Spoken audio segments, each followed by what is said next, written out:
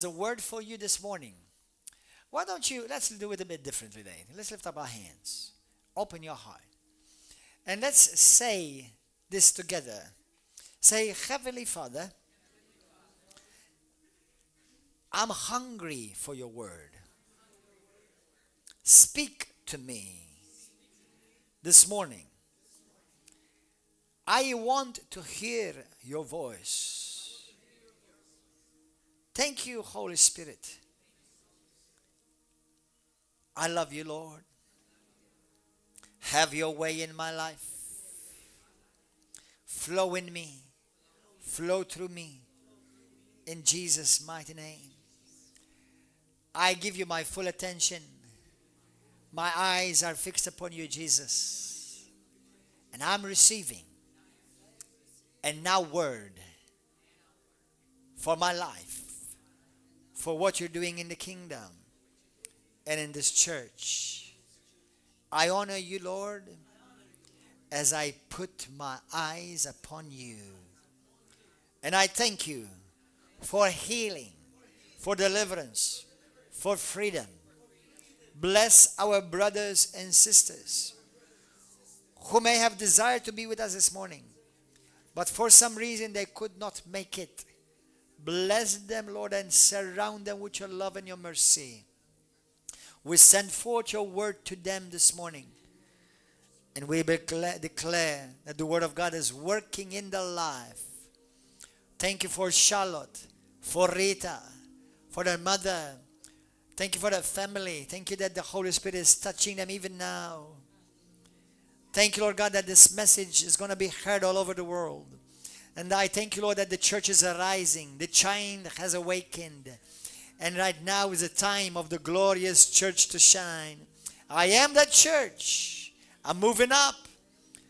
I'm moving up higher. In Jesus' mighty name. Hallelujah. Praise God. You may be seated in the presence of God. You know, for the past 4 weeks, I've been talking about the grace of God. And I'm going to continue to talk about the grace of God this morning. How many of you have heard the other messages on the grace of God that I've been sharing? Listen intently this morning. Because you may be about to hear, you're about to hear some things that you may have never heard before.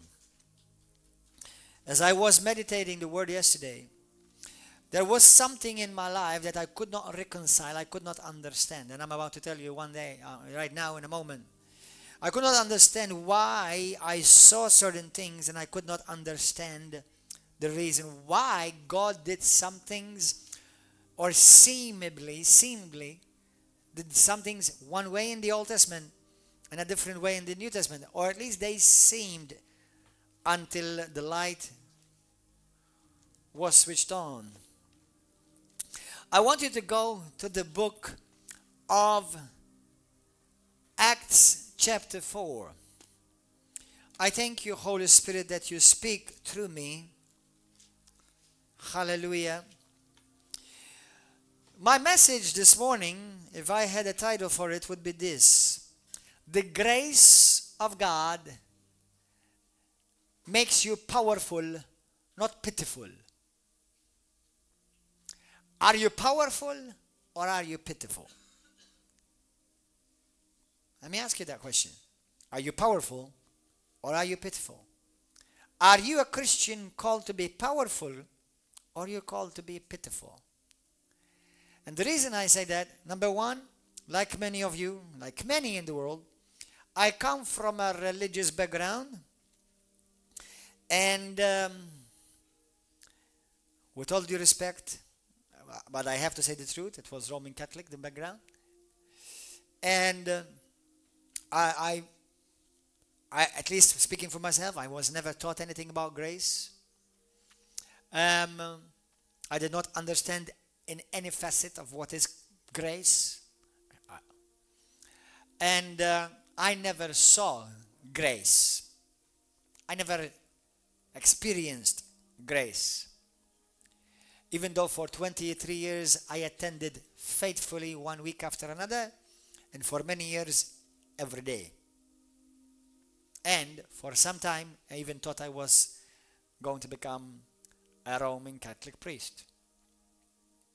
For those of you who may be Roman Catholic, I love you. God loves you. God has a plan for your life. Just keep listening. Then, while I was in America, because I used to be a professional dancer, as many of you know, in the beginning of 1995, I came across a lady. She was Mexican. I was at the age of 23 then, and this lady was from Mexico, but she lived in San Antonio, Texas. Her name was Maria Liliana Torres. She was sweet, very precious. Practically, to cut a long story short, she witnessed to me about Jesus Christ and what it means to have a relationship with Jesus, not a religion, but a relationship. Everybody say a relationship, not a religion. And she made me fall in love with Jesus. That's what happened. Because what I saw in her, like somebody who's in love with Jesus. I ended up going to the church where she attended. It used to be a very sweet, loving, conservative, but with all due respect, powerless church. They loved God, they were born again, and they will be in heaven, because your entrance to heaven is only based upon whether you know Christ, Jesus Christ as your Lord and Savior, period. So there will be pitiful, powerless Christians who will make it into heaven, because it does not depend upon them or on us. It depends solely and completely upon what Jesus did for us. And if you really believe that in your heart, not just mentally, but you really believe it and you make it personal, then you will be saved. That's why we're saved by grace alone. But while I attended that type of church and I met other Christians of similar belief, and I'm not being ungrateful, I'm just saying, I'm talking about my walk with God. I've met many similar Christians who loved God, and I thank God for those people, because sometimes they show more love than powerful Christians. And the reason why I say, because we have to be careful to balance things out and make everything right, because you can be focusing so much on the power of God that you forget about the love of God. It shouldn't be. But God never told us to choose love or power. God wants both. You see, I've had many Christians, they say, I don't need to speak in tongues, I just believe in the love of God. Well, God never told you to choose between tongues or the love of God. God gave you everything.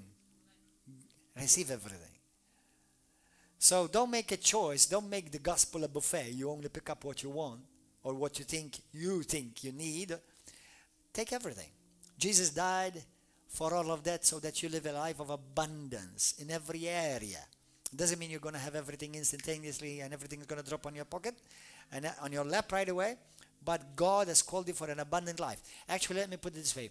God has called you for a heavenly kind of life lived on earth. That's the calling that you have. My reality should be atmosphere of heaven. Your reality should be the atmosphere of heaven daily. But you grow in that. That's why we grow from glory to glory. That's why we mature. That's why we mature from grace to grace, faith to faith. We're maturing. You're in the process of maturing. The reality from heaven's point of view is already yours, but the reality from your point of view is you're growing in it. Okay? So anyway, while I attended and I hung out with Christians that loved God, but they did not believe in the power of God, they did not believe in miracles, they did not believe in healing, they did not believe in casting out of demons, they did not believe in speaking in tongues, but they love Jesus. And there are several churches and denominations like that. Roman Catholic, Baptist, Lutherans. Now, in any one of these denominations, and many like them, they actually have other branches, which is called the charismatic side. Catholics have charismatics. Even Lutherans have charismatics. Even Orthodox have charismatics. And funny enough, the charismatic branch of these churches are the ones that believe in the power. Amen? So, but anyway, so I'm going to talk to you about the grace and the power of God. Because the grace of God is the power of God. The grace of God is the power of God. You see, grace should not make you a pitiful Christian. Grace makes you a powerful Christian. A hell-trembling Christian. When you pass by, demons should tremble. When you wake up, hell should tremble. Every morning, Satan should be saying about you, oh no, she's up again. Oh no, he's up again. Because you carry God's and heaven's atmosphere. You are a citizen of a supernatural kingdom. Get that reality in your DNA. Amen? So, I've met many Christians who are sweet. They love God. They do good things. But they're pitiful. They're afraid of the devil. Oh no! Oh, you see people being delivered? Oh, no, that's scary. Scary. That's fun. That's Christian entertainment. That's kingdom entertainment. Hallelujah. So, and I've met Christians like that they are, they're beaten up and they think they are suffering for Jesus. The only time that you suffer for Jesus is when you're being persecuted personally because of the gospel. That's the only time you suffer for Jesus. When they lie against you, when they say all kind of untruth, unjust things about you, when they persecute you, laugh at you, bully you, simply because you said, Jesus changed my life. That's part of the package. But if you are suffering sickness, disease, or some virus is eating you up, you're not suffering. Let me say it to your face, on the camera. God loves you. You may still only be on your way to heaven, but you're not suffering for Jesus. If you are being tormented by demons at home, if you're being tormented by demons at work, you are not suffering for Jesus. You are living a pitiful Christian life.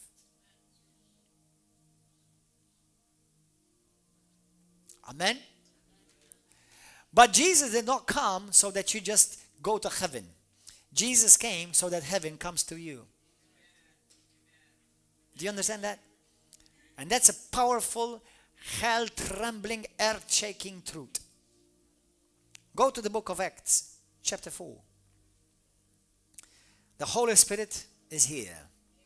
The glory of the Lord is in this place. The glory of the Lord is here. The glory of the Lord is here. I know the Holy Spirit is right now speaking to some of you. Acts 4:33. Blessed be the name of Yeshua.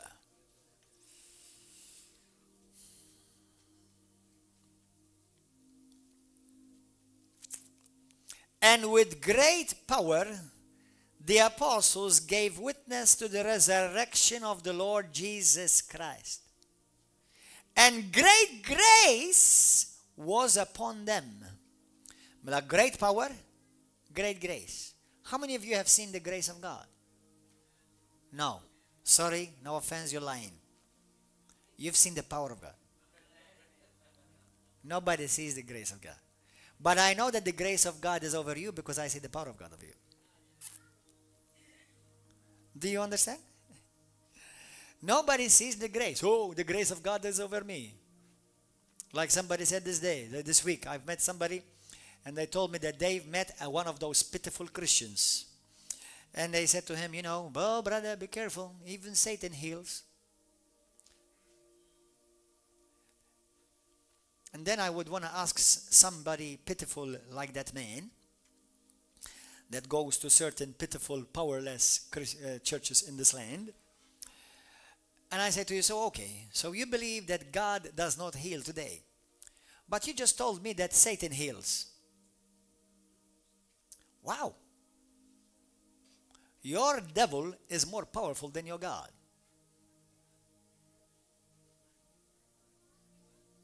And the devil is a benefactor and God is a tormentor.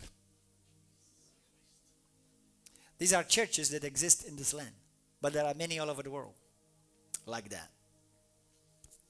So now, for those of you who know the Bible very well, not even one scripture in all the Bible where it does, you'll find anywhere where it says that the devil heals anyone. The Bible does say that there are false signs and wonders, but not false healing. Yes, there are false signs and wonders, but there's nowhere in the Bible where it says there is demonic healing. Healing is a virtue of God. Now, if those who may be healed and don't give glory to God for it, that's their problem. But healing is a virtue of God. His nature is healing. Do you understand? So no, the devil does not heal. If you ever wonder, go to Mater Dei and check if the devil heals. Okay? So those pitiful, powerless Christians that you ever meet one of them, put them in their place if you love them, tell them the truth and tell them no, Satan never healed anyone. And you don't know your Bible. And I just warn you right now, and I point my finger in your face. I warn you right now that if you see somebody being healed in a church like this, when people get healed in the name of Jesus, where Jesus receives all the glory, and you say that this is of the devil, let me just warn you right now, you may have just sealed your fate to hell. Because you've called something of the Holy Spirit of the devil.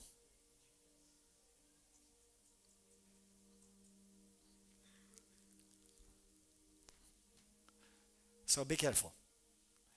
What you don't understand, the wisest thing to do is shut up and say nothing.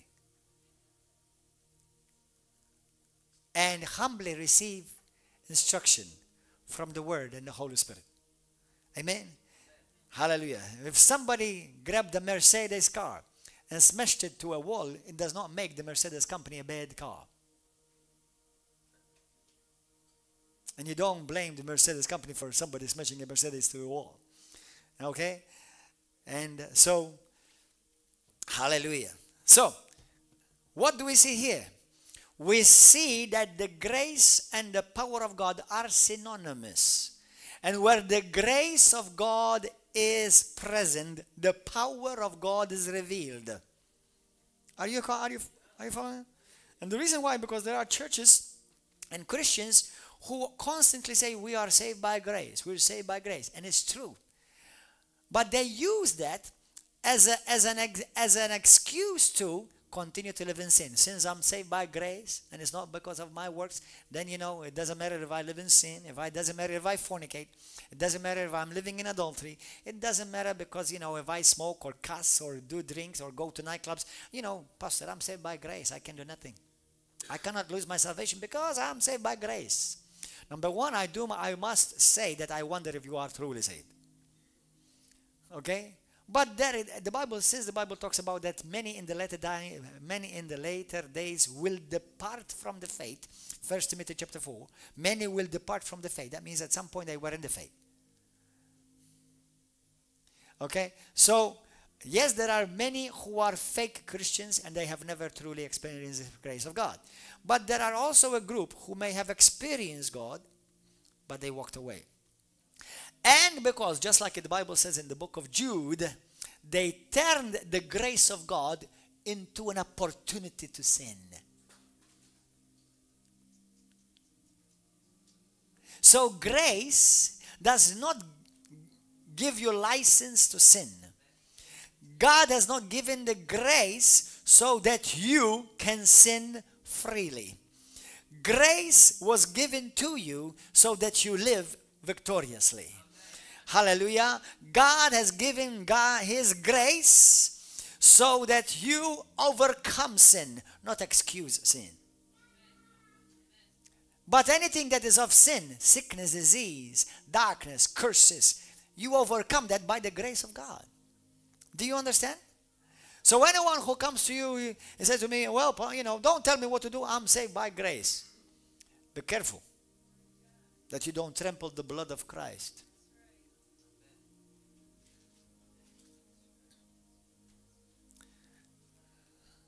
That's in the book of Hebrews chapter 10. So, go to 2 Corinthians chapter 12. Are you enjoying yourself? Praise God. Thank you, Holy Spirit. Go to verse 9. Do you remember the story of Paul's thorn in the flesh? How many of you remember that story? Now, there are some so-called Christians that they say that Paul was sick and that thorn in the flesh was a sickness. Now, number one, the Bible says very clearly it is a messenger of Satan, not a messenger of God. Number two, the Bible says that it tormented him. God is not a tormentor. It bothered him. This thing bothered him. Then if you read the book of Numbers, if you read the book of Judges, and you read the book of Deuteronomy and the book of Proverbs, Paul was quoting something, a phrase that was commonly used in the Hebrew language, a thorn.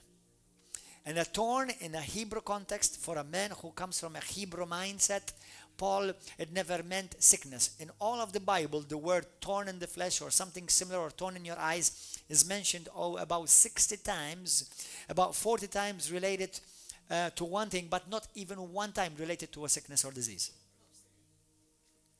So you can say a hindrance, an obstacle, an opposition, a persecution, whatever.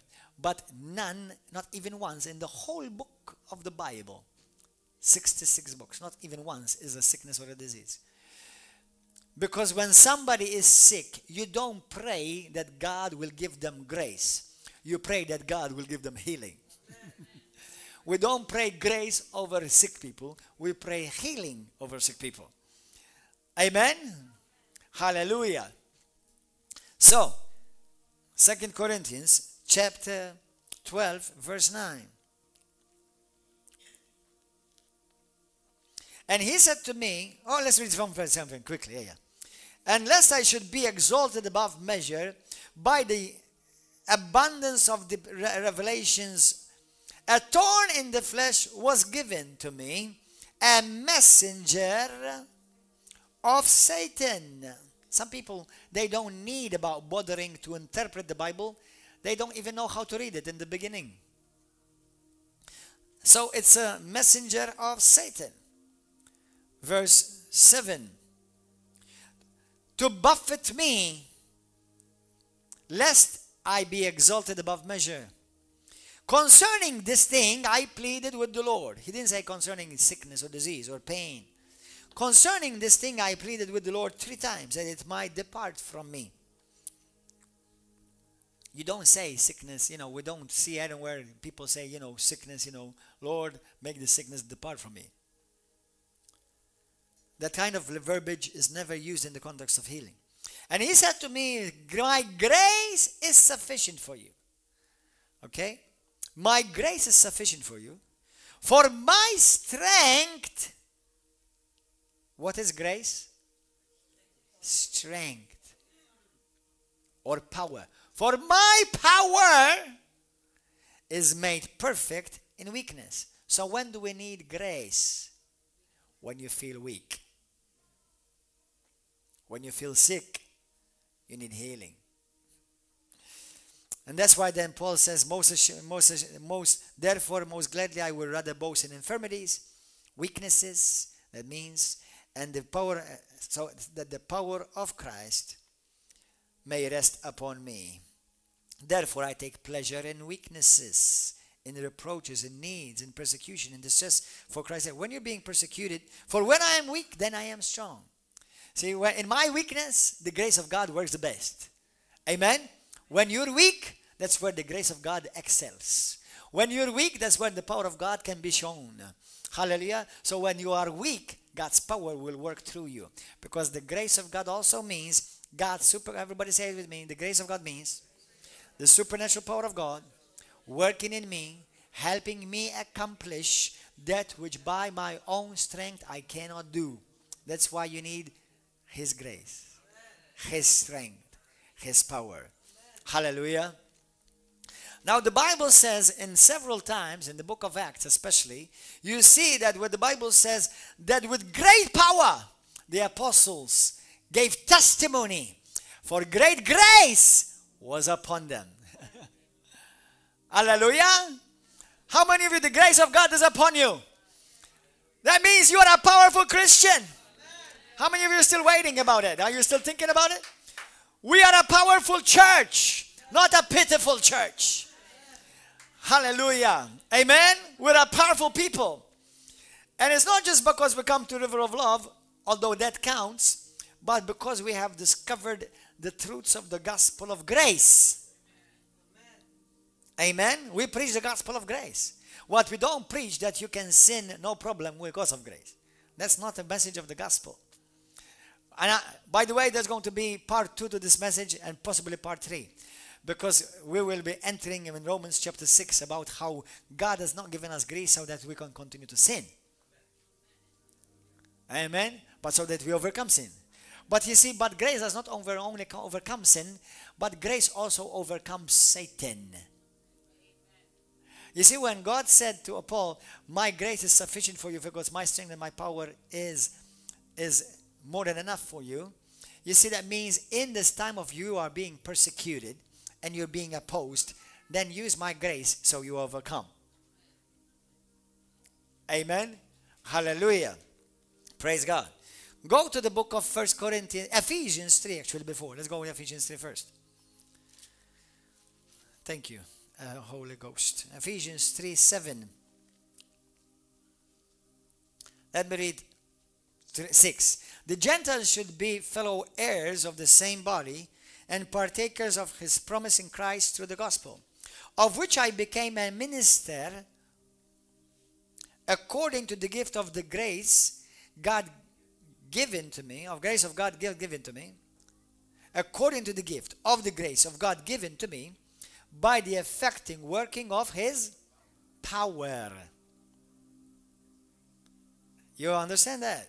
So once again, we are seeing the grace and the power of God. It's amazing how certain churches who preach about grace have definitely no clue about grace. Because in a churches where grace is preached should be the most powerful churches. But I have come across churches, I've attended and visited some, that where grace is preached and they are pitiful.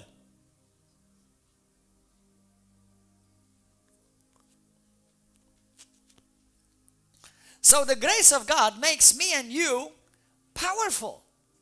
You are called to be a powerful Christian. Hallelujah. Thank you, Jesus. Go to Samuel 22. 2 Samuel 22.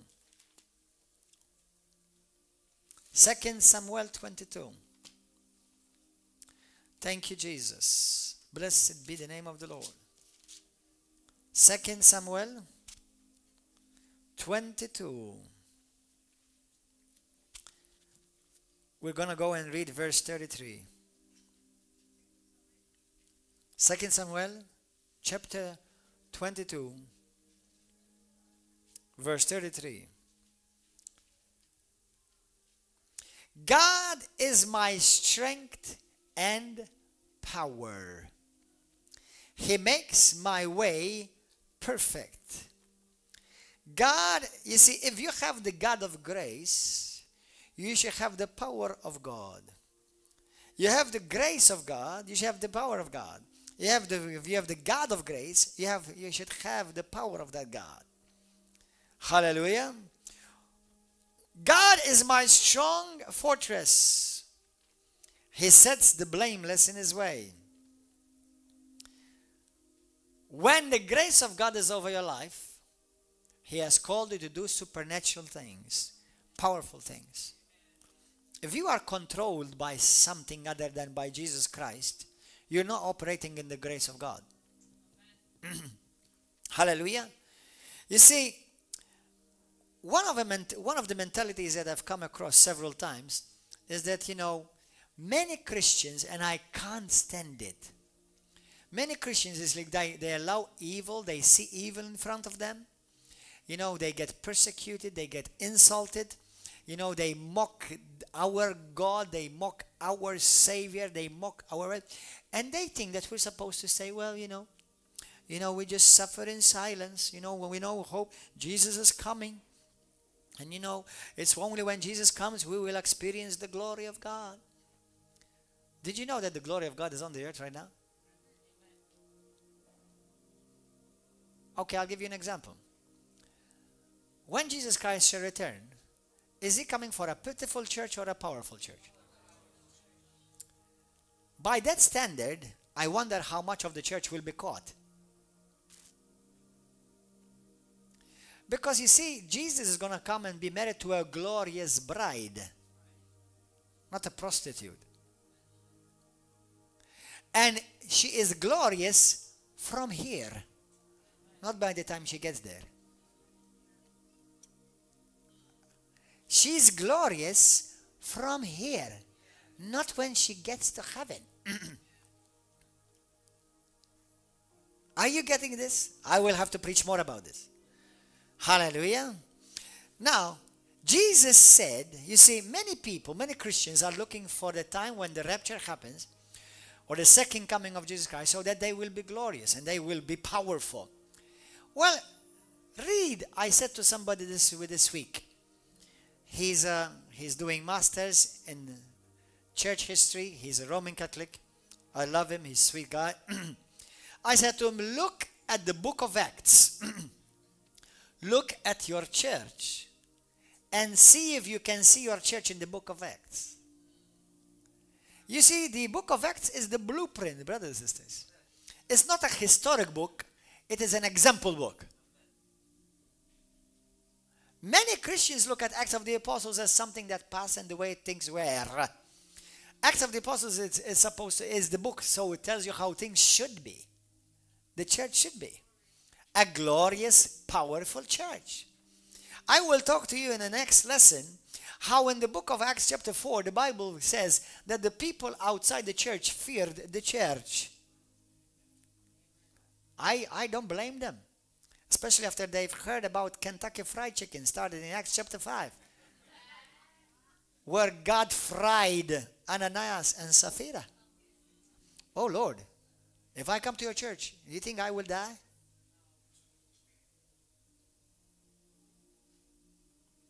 Then many did not come. Understand? Do you understand, brothers? You see, Bible says in Acts chapter 4, go and read it. The people fear them. How many churches do you know in Malta, in America, in Gozo, in Italy, in England, that the world fears that church? This one.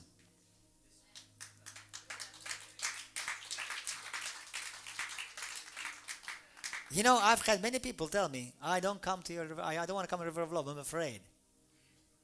Now, in all truth, you shouldn't be afraid. Because I don't believe you're going to be killed. But I do believe you're going to be changed. Okay? Actually, we did have one person die here. Hallelujah. But because I am a man of faith and we are people of faith, we raised him up again. He came, he died. And I said, Lord, please don't let him die here. They're going to say, Pastor Gordon Joe Manché killed somebody in church.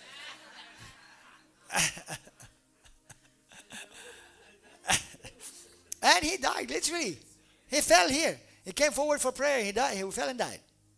He didn't die because he fell. He just fell and died. He just had his heart stopped. He faded out. And we were moving him, and he wouldn't move. He died. And I prayed. I said, Lord, seriously. I said, please don't let him die here because this is going to go all over the news. Somebody, Pastor Gordon killed somebody at church. That's what I'm going to say. I started seeing it on headlines. Lord. And I prayed for him. I commanded him to come back. And he came back in Jesus' name. Thank God. And he said to me, Pastor, I was dead. He said to me, my spirit had already left. And I was already floating. I was looking at everybody here. Thank God he came back.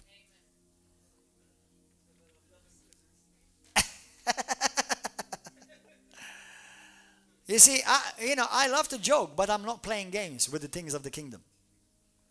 I like to be silly, but I'm very serious about what I'm talking about. Amen?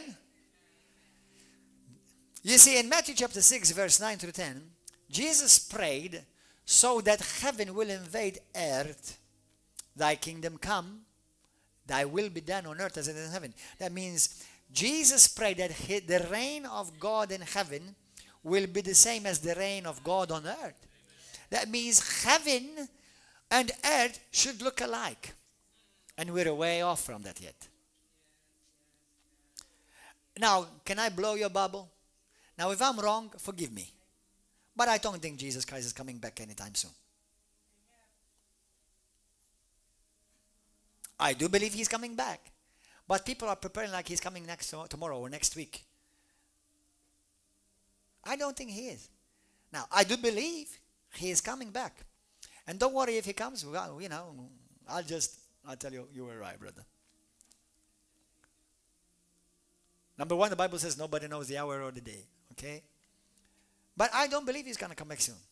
The church is far away and far off from what God has intended for the church to be. It's not a powerful church.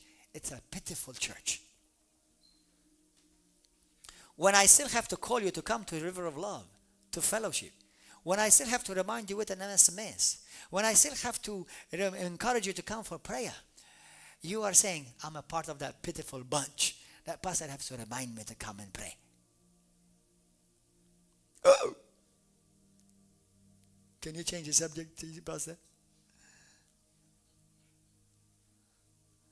Do you know in churches of thousands, only a handful come for prayer? In churches of thousands. The Bible says when they prayed, they did not leave that place. And they shook that place with prayer.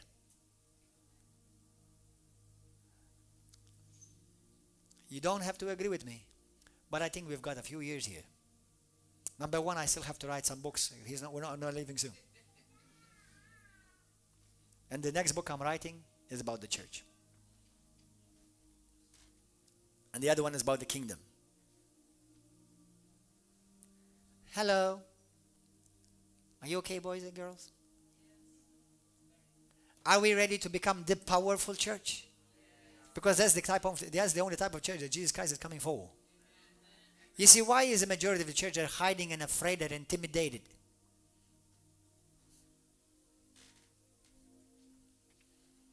Hallelujah. If God did not want this world to change, remember, God loves the world. If God did not want the world to change, why would he send his son to the world? Why would he have you live on earth if he did not want to change this earth? I do believe we're going to heaven. But I believe that God's ultimate plan is for heaven to be duplicated on earth. And that's called the grace of God. But the power of God. And grace, that's why grace empowers us. You see, if you're being still controlled by pitiful things. That's why, you know, people who got offended, not only do waste a bunch of my precious time for me to fix them all again and make them feel okay. People who get offended, they're still acting like a pitiful Christian. We don't have time to be offended. We are here supposedly we're supposed to be taking over, reigning and ruling with Christ Jesus our King. Hallelujah. Amen. Praise God. Thank you, Jesus. I want to show you something. Go to the book of Acts. Because how many of you have had problems in your mind to reconcile? Why did God in the Bible of the Old Testament seemed to be more strict, more powerful in the sense of how he did certain things? You see, why did God in the Old Testament kill a whole nation of Egypt? A whole army of Pharaoh. Drown them. Not tell them, come, let me hug you, let me give you a kiss. You know, I love you anyway. I love you just the way you are. Brothers and sisters, there are a lot of false preachers all over this land. And many, because they just sound sweet and they sound nice and make them feel good, they like them. But then if they hear somebody like Gordon Jomanshe, oh no, he's tough. Oh, he's too straight. Thank God. Hallelujah. Oh, he's too bold. Oh, he's too loud. You're too dead.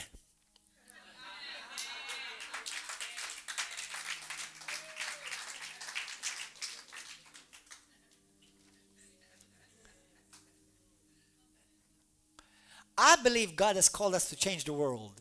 I just happen to really believe it.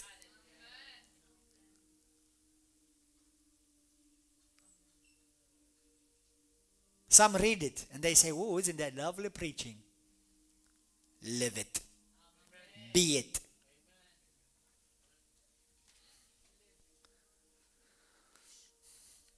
You see, in the book of Acts, go to the book of Acts quickly. I want to show you 3 places where God in His grace fried people. In grace. The church of God is in that season right now. You're going to start seeing people fried, removed, killed. Boy, I wish I didn't come this morning to this service. You're making me afraid, Pastor. You should be afraid of hell. Oh, I'm saved by grace. I'm not going to hell. Okay, as you continue to live in grace, powerful, overcoming, reigning, and ruling. But if you think you're using grace as an excuse so that you do what you want, you say what you want, you go where you want, you're not living in grace. You're living in lawlessness.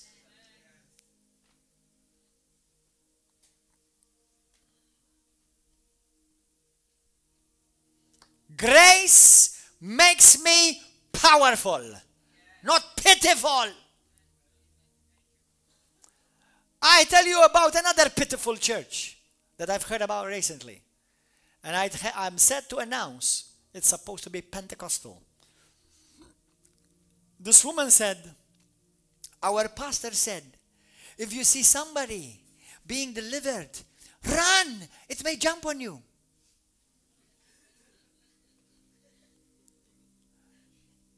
In Malta, not in the bush in Africa. With all due respect to our brothers and sisters from Africa, I know there are some powerful churches in Africa. Honey, for anyone to say that to you, especially that stands on a pulpit, tell them, come down right now in Jesus' name. You don't know God and you don't know the Bible. Because anyone in the Bible, the only place in the Bible where demons jumped on somebody is because they did not belong to God. And if you tell me you're afraid that the devil's going to jump on you, and this is the last time you're going to see me in this church, that means you don't have God. And I'm listening to a fool like you? Bye.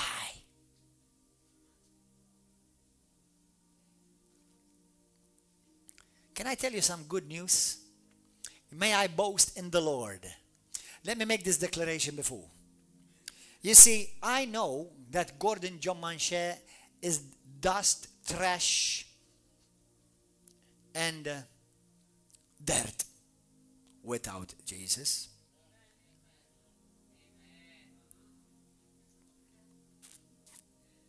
Don't ever forget that. But in Jesus, in Christ, I'm a king, I'm a priest, I'm a prophet, I'm an apostle, I'm an evangelist, I'm a child of the Most High God. My God rules my nation, and He is ruling this nation through me and through people like you. Hallelujah. Praise God. The highest government of Malta and Gozo is not PL or PN, it's ROL.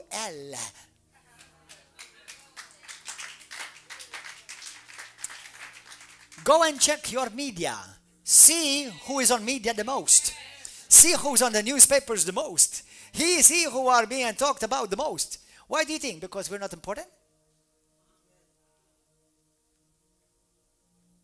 You see, your enemies, they simply have risen up to reveal to you that you are the David that was called to slay the giant.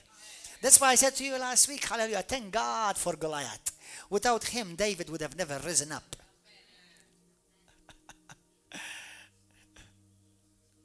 Oh, the anointing is here right now. And I just heard the Holy Spirit tell me, Satan just ran and had diarrhea right now. Pastor, don't say those things. Well, okay, I don't say that. But he is having diarrhea right now. Why do you say that, Pastor? You talk like, I talk like a child of God. I talk like a prince in the kingdom.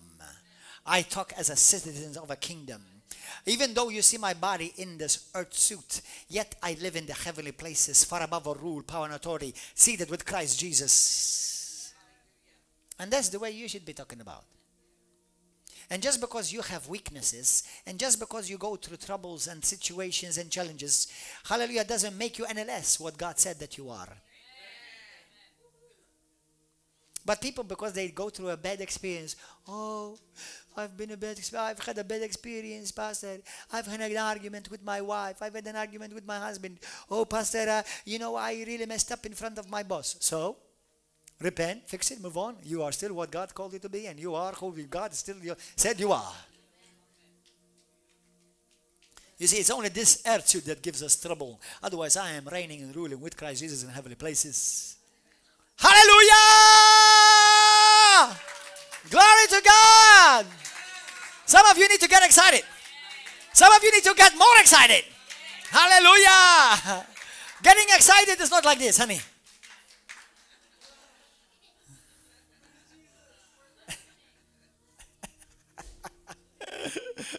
Hallelujah. If I'm making you nervous, I am purposefully making me nervous. Thank you, Lord. Some of you are saying, "Kemm tante patku, Pastor." Hallelujah. Poġġi bil-qedajn. Praise God. Go to Book of Acts, chapter 9. God bless you. Bye-bye.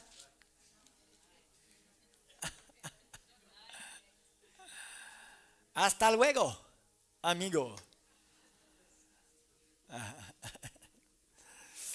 Okay, Acts chapter 9. Look, you all know about the story of Ananias and Sapphira, right? How many of you have questioned, why did God kill the army of Pharaoh? You see, in the Old Testament, we see mountains burn with the fire of God. We see nations defeated before the people of God. We see seas open in front of them. We see lions' mouths shut up, like they're going to be shut up in this nation. And they're being shut up even now. We see snakes trampled upon, like we're seeing snakes trampled upon right now in this nation. They have walked through fire, hallelujah, and they came out shining, not burning.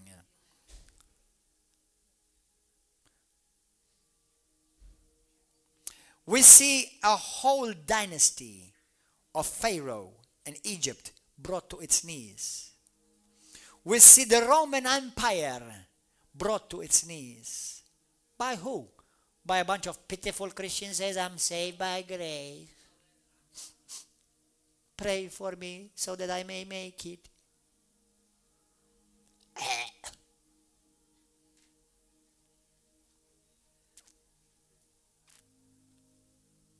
You don't know God. You never met him. Come to River of Love. We'll introduce you to him.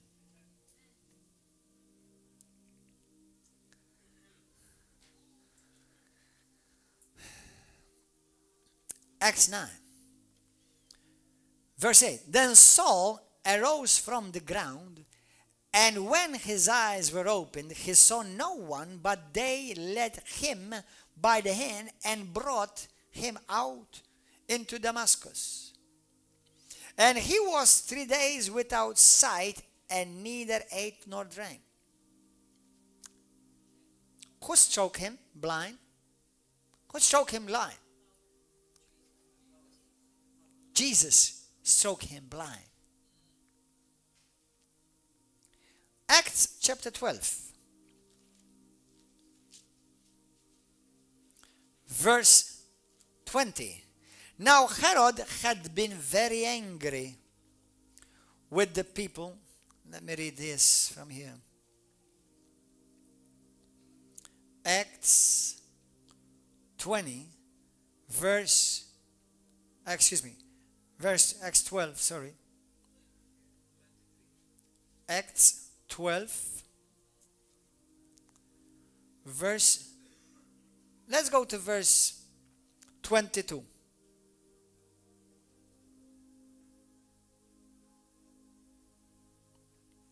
The people kept crying out about, this is Herod. Herod was a king. He was like the prime minister or the president. The people kept crying out, the voice of a God and not a man. This is for something good that just had happened. And immediately an angel of the Lord struck him because he did not give glory to God. And he was eaten by worms and died. That's God under grace.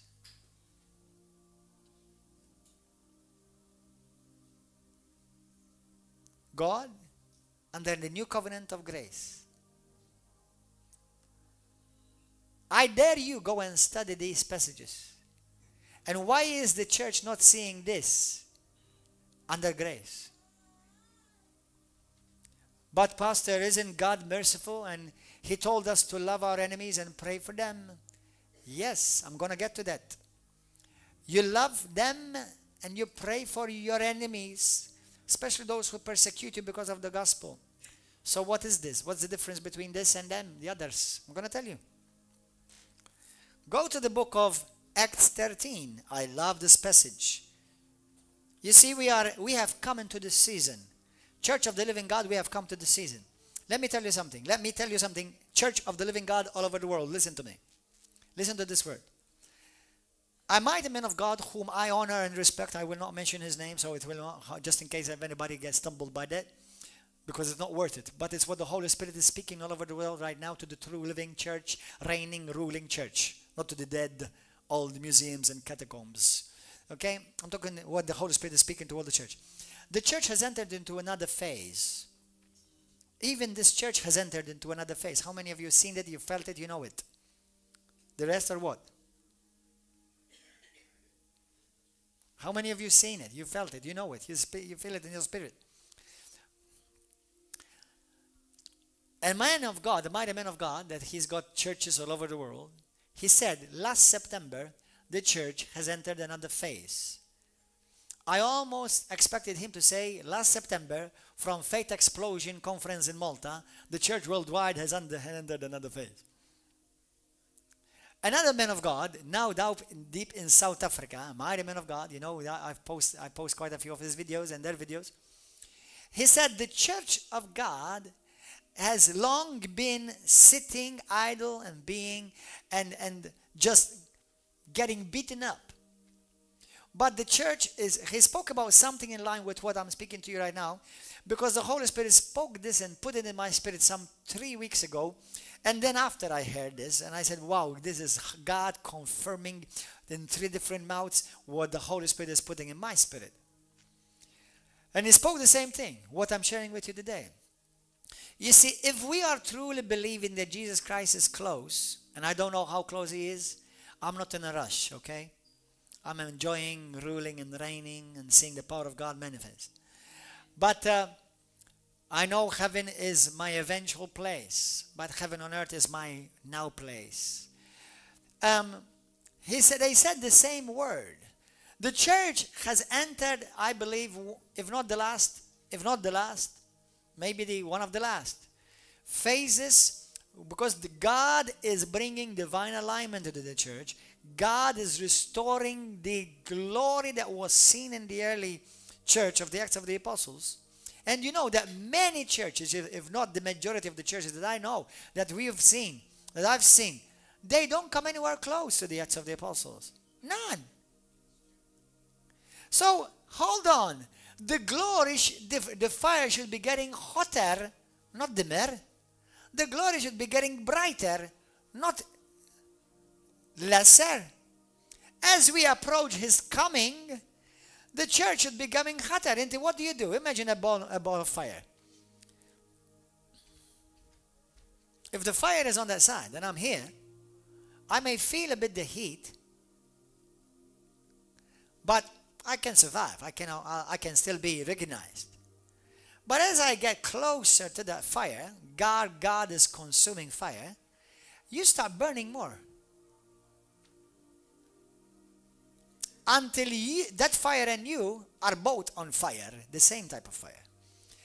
If I speak this word to the whole church all over the world, if truly if you're preaching Jesus Christ is coming soon, why is not the church or the church you pastor is not on fire? Is not shining with the glory of God. Because Jesus Christ is coming for a spotless church without spot or wrinkle, reigning and glorious now. You see, nobody in his right mind marries a woman that is not ready. Even in this church, we make premarital training, premarital counseling, so that we prepare you for the marriage. So Jesus, you think that he's got lesser standards than that? Jesus has got higher standards. And he's making the fire of God is burning in the church, those who are of the true living church, not pagan, idolatrous, adulterous. The church, the true living church of God is burning, is getting brighter, is getting hotter, because he's getting closer. Are you getting this, brothers and sisters? Are you getting the Spirit of God? Is the Holy Spirit revealing something to you? Do you understand? Hallelujah. And I've seen it even in many of you. I've seen it even on those who preach. I've seen the fire of God burning brighter in them. Hallelujah. And I want you, and I say that as if God is saying it to you. I'm not God, but I'm saying it to you as if God is saying it to you. God, I want you to burn brighter.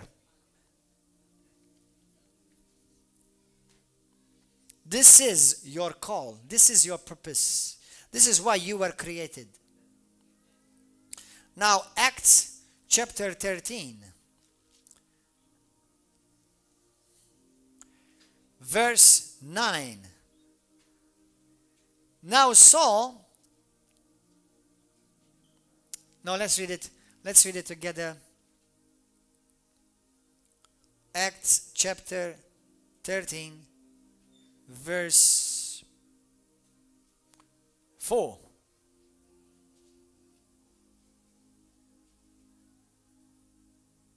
So being sent out by the Holy Spirit, they went down to Seleucia, and from there they sailed to Cyprus. When they reached Salamis, they began to proclaim the word of God in the synagogues of the Jews, and they also had John as their helper.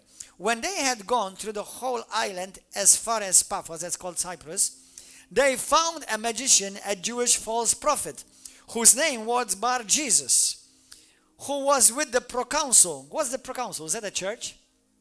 Is that a synagogue? Proconsul is what? Like the council, the governor, the government.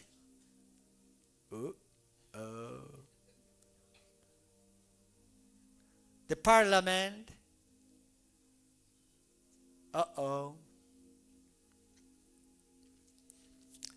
This false prophet, he was with the proconsul Sergius Paulus, a man of intelligence. This man summoned Barnabas and Saul and sought to hear the word of God. But Elymas the magician, for so his name is translated, was opposing them. What was he doing? Was he just calling them names because you're Christian? He was opposing them so that the gospel will not be preached. Now we're getting into a different principle. Everybody say with me, the principles of God never change. The methods of God change, but the principles of God never change. Now we're about to see something that was made visible, that was visible in the Old Testament, where God fries people. Why do you think God told Elijah that instead of, you see, the false idolatrous and adulterous perverse church we'll see false prophets, we'll see child abusers, we'll see idolaters, and you see, and they are hindering the gospel. They're coming and attacking the people of God, and they say, come, we love you, God loves you the way you are. You don't even need to believe Jesus. He believes in you. How many of you heard that type of talk? Even on national TV. You see, when you're dead, you've got nothing to give. Except dead. But in the Old Testament, Elijah did not say that to the false prophets. To the 800 false prophets of Baal and Ashtaroth. Ashtaroth has her cousin in Malta. And he didn't go say to them, do you want to be saved? Do you want to accept Jesus in your heart? He didn't say that. He told them, let it be known today, people of God, whether you're going to decide who is God really in this place. If it's Baal, or it is Yahweh. I am the great I am. And he brought them to a high place. And he said, the God that answers by fire. He is the real God.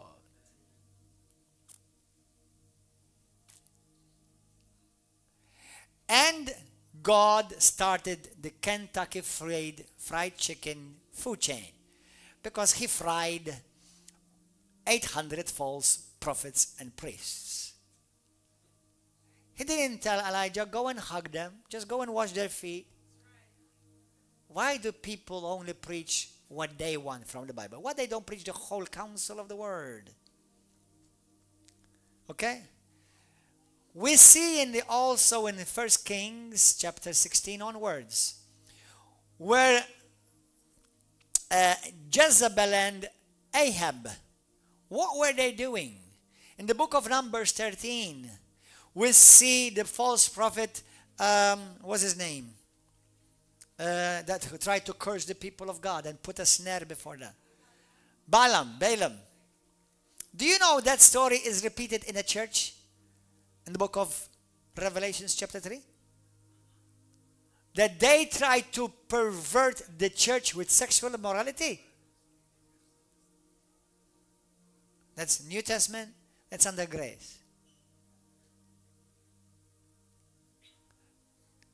You see, if the church is not holy, fiery, burning, bright, and if you allow sexual immorality in the church, can the church ever tell the world, don't sin? Or remove sexual perversion from law? The church has no right to tell it. Now I'm going to say a very powerful statement that's going to make a bunch of people nervous. Now, this is the time when you switch off your YouTube if you don't love the truth. But I believe the sexual perversion that has entered many nations like ours, that has entered in the level of the government, has entered through RCC, Roman Catholic Church. And I can tell you why. Because the church, when it's the true living church, the bright church, the fire, the church on fire, you see, the church is supposed to be the governing body in the nation. God has raised up the church to be the light in the nation, to be the head and not the tail, to be above and not beneath. But the moment you sin and allow sin and perversion within the so-called church, the church will lose its authority. And the gates of hell will be right wide open to possess that nation. But God has a people in this nation. But God has a people in this nation. And the giant has awakened. And the giant has spoken and said, enough is enough. Enough! Say it! Hello! Come on, boys and girls. Enough is enough. Come on, say it. Enough is enough. Hello? Don't get nervous. Don't be offended. If you can't be excited for Jesus Christ, I'm going to have to question whether you're heaven. We got to be excited about Jesus. We got to be excited. This is Bible. I'm talking Bible. I'm not talking about my opinion. So then what happened in the New Testament? Listen to what happened. Hallelujah. Thank you, Lord. Acts chapter 13, verse 9. But Elymas the magician, for so his name was translated, was opposing them, seeking to turn the proconsul away from the faith. What was he doing? He was trying to turn away the whole government from the faith. So you see, the government is the key, is a window, is a door for the gospel to enter a nation. So you see what he was doing, he was hindering that door. He was trying to close the door so a whole nation will go to hell. And God said no. No. When Balaam, that false prophet, tried to curse the people of God, said no. When Jezebel and Ahab, they tried to curse people, that they tried to persecute the people of God, God said no. Now it's not, I'm not going to tell my servants now to pray for you. Now I'm going to judge you and I'm going to fry you. So what's the difference? The difference is this. When somebody persecutes me because I'm a Christian, the Bible says I'm supposed to pray for them, love them, and forgive them, and pray that God, that their eyes will be open and God will have mercy on them. But then when you have somebody, a power, an entity, a movement, a party that is trying to hinder the gospel from being preached in a nation, you count the days of that movement, you count the days of that group. They're coming down. God, the fire of God, is coming upon them. In Jesus' name. In Jesus' name. Do you believe the Bible? This is under grace. Because grace makes us powerful, not pitiful. For a long time, the church has just been a pitiful group of people. Not a powerful church. Hallelujah. I'm going to finish with one scripture and we're going to continue next time. Are you okay, guys? Are you nervous? Are you lying? Good. No liars shall see God. Brothers and sisters, when you have a movement, a group, you see, you know who are the Elijah, you know who are the Ahab and the Jezebel in this nation? They meet in a box, in a big box in the capital city of Malta. They meet in a big, ugly, wooden iron box. One stands on the right, the other one stands on the left.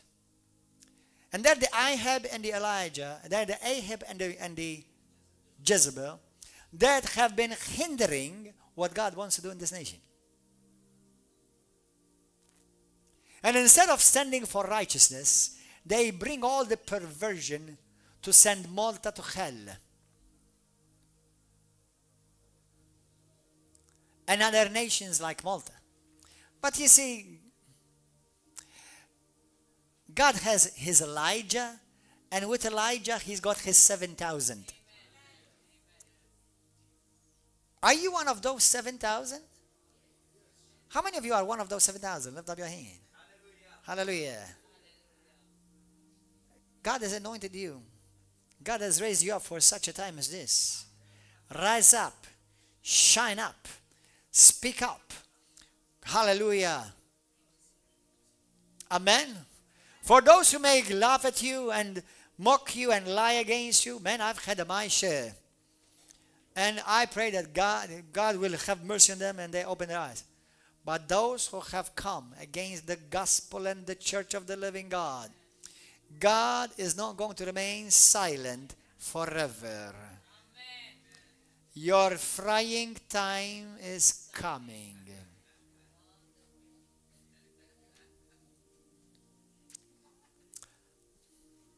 You see, the more the church walks in the grace of God, the more God says, now I can rule and reign through you. That's why we do not tolerate Jezebel in the house. That's why we do not tolerate Ahab in the house. That's why we don't hug sin. We don't excuse sin. We judge sin. Because sin sends you straight to hell. And before you get there, you become a nest of demons. Hello. And if you're hearing this message, this is a good time to repent. Reconcile with God. Stop spreading lies. Let me tell you this. Let me decree it and declare it in Jesus' glorious name. If you've received good from the man of God or a woman of God, and you return it for evil, your house will be the address of Satan. Because the Bible says evil shall never depart from your house. You see, there is a sin and there's a sin. There's a sin of iniquity that if you open the door for it, it will not just affect you. It will affect your whole family, children, and your lineage. We serve the God who is the same yesterday, today, and forever. Amen? Are you reading your Bible, boys and girls? Let's read this. Romans 5. We're going to finish with this one. Romans 5.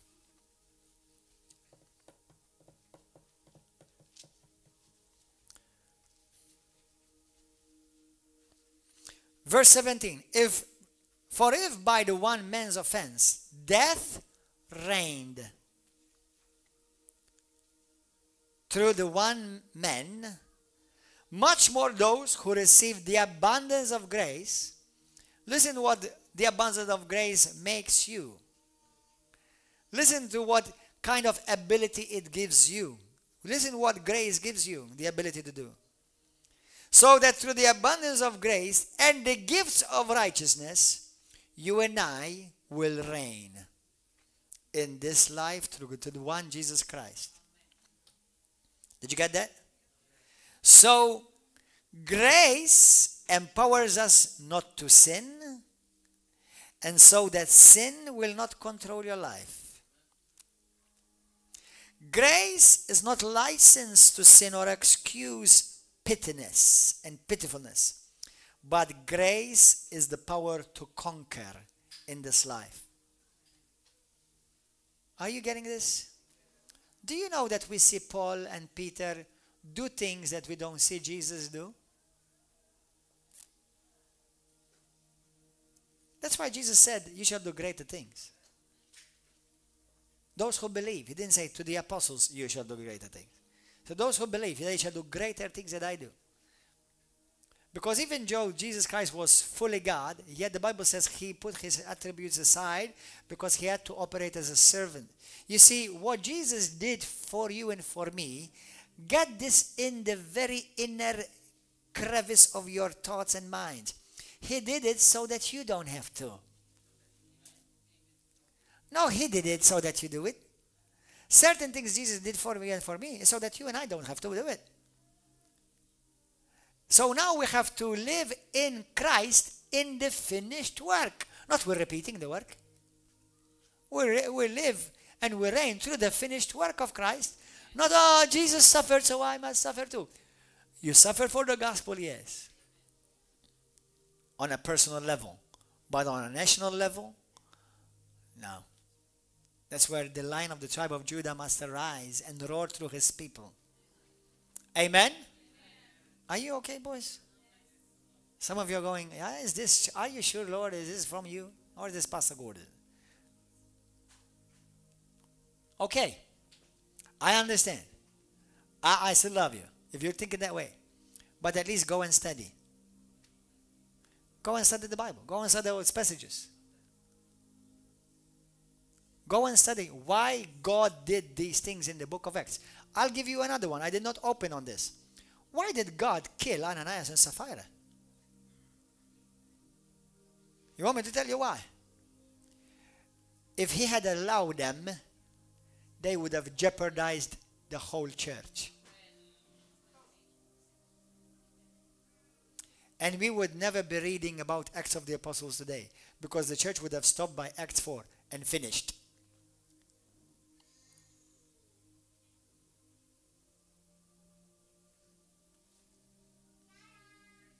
So, when the enemy, not because he attacks you and he taunts you, you have to bear that and carry that and you pray for that.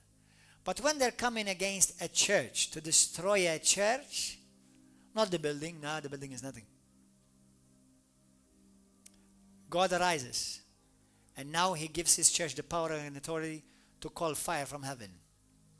Because I will talk about this later on. But if you go and read in the book of Acts chapter 9, 10, and 11, go read them quickly, read them carefully.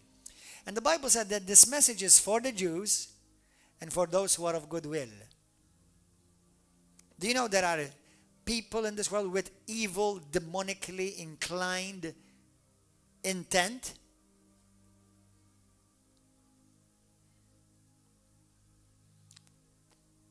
They will hear the gospel. They will have a chance to repent.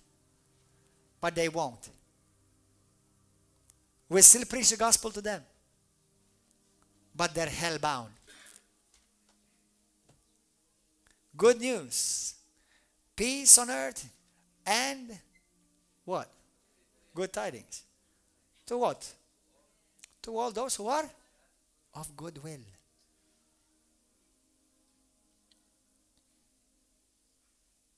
This will be another message.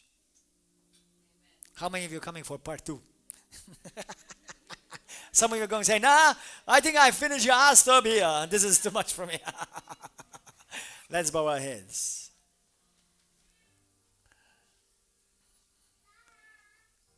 Brothers and sisters, many times we read things in the Bible that we skip and we don't see. And it's not just you, all of us. But I believe this is a message that this God is releasing in this season. Even though it's in the Word, it's in the Bible. But the Holy Spirit did not quicken it in my spirit, and apparently He did not quicken it in other people's spirit. But it's amazing that God has quickened it in other people's hearts, and we don't know each other. Once again, God desires a glorious church, and He's coming for such a church. Amen? Let's pray. Let's pray. Pray with me from your heart. Heavenly Father, we thank you for your Son Jesus. Thank you for the Holy Spirit. And thank you for your word. I thank you that you have called me to be powerful through your grace, not pitiful. Father, give me illumination and revelation about this truth. Because I know that you're coming for a glorious church. Make us, say it from your heart, make us, make me that glorious church. You've done everything, Lord, for me to be that glorious church. And today I choose, by my will, to rise up to this truth. To walk in your power, to walk in your righteousness, to walk in your grace. In Jesus' name. Let the church arise. Let the Lion of the tribe of Judah roar in this hour. In this nation of Malta and all over the nations of the world. This is you. God is calling you to arise. Shine. Walk in the abundance of grace and the gift of righteousness, and reign in this life over all the works of the enemy, over sin, and over all those who desire wickedness, who want to destroy the works of God, but they shall not succeed. They shall go down in history like their ancestors in Jesus' name. Father, I thank you that as we are coming to this realization that you make of your church a church on fire, a church shining with the glory of God. We give you praise. We do not excuse sin. We judge sin in our hearts. We judge sin in our lives. And we declare, your kingdom come, your will be done on earth now as it is in heaven. Hallelujah. Praise God. Come on, give him a wonderful hand of applause. Let's all stand in Jesus' name. Let's all stand. Hallelujah. If you're in this place today and you need to give your life to Jesus, you want to give your life to Jesus Christ for the first time, lift up your hand. Anybody that want to give your life to Christ today? It's a bit different today. Anybody if you want to give your life to Christ today, this morning, for the first time? Or you want to recommit, you want to make a fresh commitment to Jesus Christ? Lift up your hand. Anybody need healing? Anybody need to be set free from bondage, from drugs? Something that the Lord, you want God to heal you right now? Anybody lift up your hands? Anyone? Anybody? Come, brother, come. Anybody that you need healing in your body, come forward right now. Come forward right now. Be honest with me. How did you find this message? What do you think, brother? Because you're a quiet brother. Now, don't just be sweet to me. You may tell me, oh man, Pastor, that was challenging. I know. I can say me to myself, that's challenging. Because if we want to see this, we must be that glorious church. Amen?